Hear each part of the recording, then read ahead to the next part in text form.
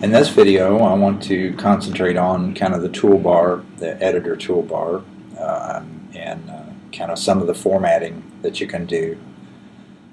I am in Sitecore. I've locked my page. I'm going to click Show Editor now to bring up my editor mode. And what I want to do is just kind of go through some of these, show you some of the features that are in the toolbar. Try to do these quickly, but print icon, if you want to print this page out, it will allow you to print it. Say if you want someone to proofread the page, it's a good feature to have. The find and replace, I'm going to go ahead and spend a little time with this. If you have something on the page, say for instance your phone number changes or email changes, and you've got it listed 15 times on the page, this can make it really easy to find and replace. And you simply put your item in here, and I'm going to use a word from out of the text here, this CRAS. Okay, and tell it to replace it with, a lowercase CRAS. My options down here say to search the entire text, which is everything on the page.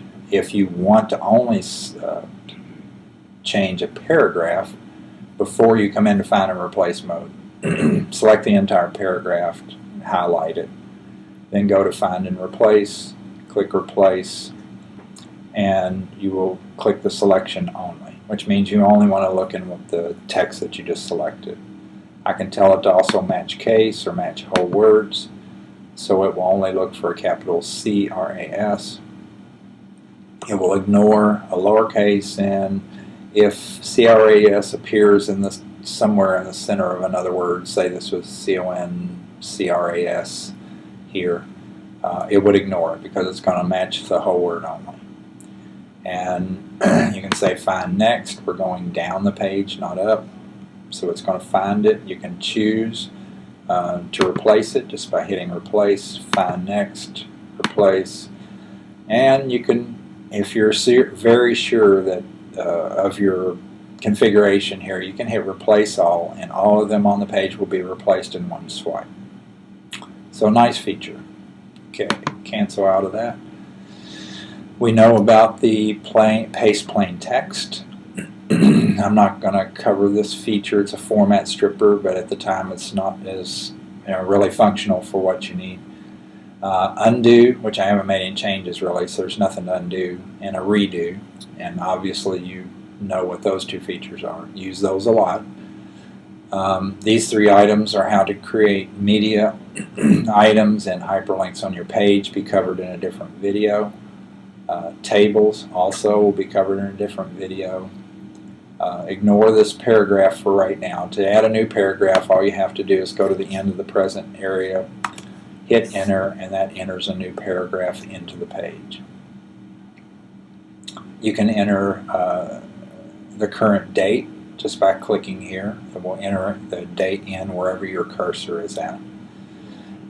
This feature allows you to insert symbols, which you may need to use, such as copyright, registered, trademark, $, lira, any symbol that you may need to put in, and all you have to do is just put your cursor in the place that you want to enter it, and click on the symbol, and it will put it in there for you. Now I've got an undo. Okay, undo. Okay. Right now, code snippets are not functional. There will be a nice feature in the future, and I'll cover that whenever we have the availability to use them. You should know bold and italicized. It's simply changing the text. This is to remove alignments. If you have a centered alignment and you want to remove all alignments so that it defaults to the left, you can do that. You have the ability to create lists. This is a numbered list, and this is a bulleted list. And I want to just do that really quickly. When you want to create a list, and I'm going to start down here. Let's just say I'm starting at the end of the paragraph. Hit enter.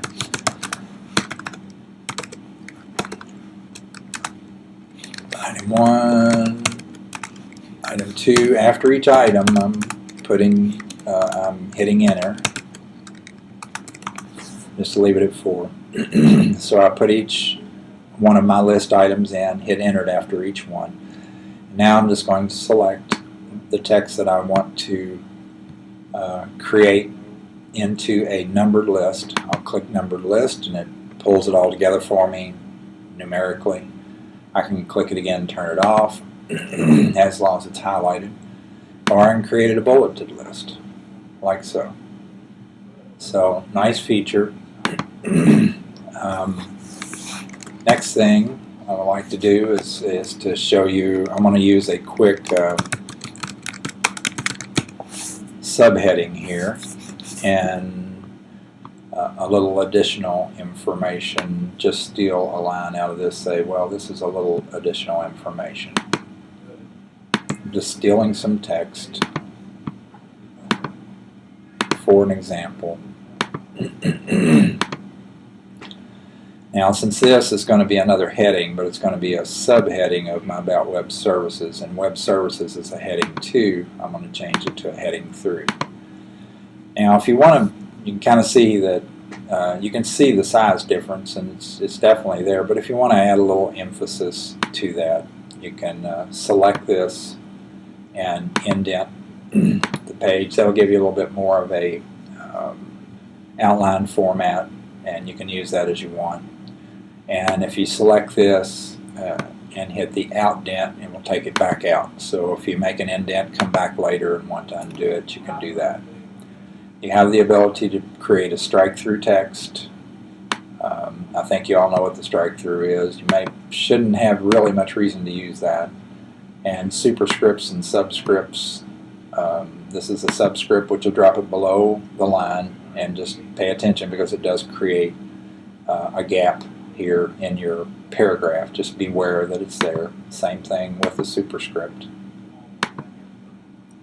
And probably one of the features that you should use a lot is the spell check. Just go to the spell check. It will look for items wherever you start your cursor at, and you can tell it to ignore the item. Say, no, I want it to be at that. Ignore all, add custom. So just kind of run your spell check. Make sure that all your words are correct before you put it through. It'll save a lot of time in the end. Okay, coming up we'll go in more into some hyperlinks and the tables and other videos. So hope that helps.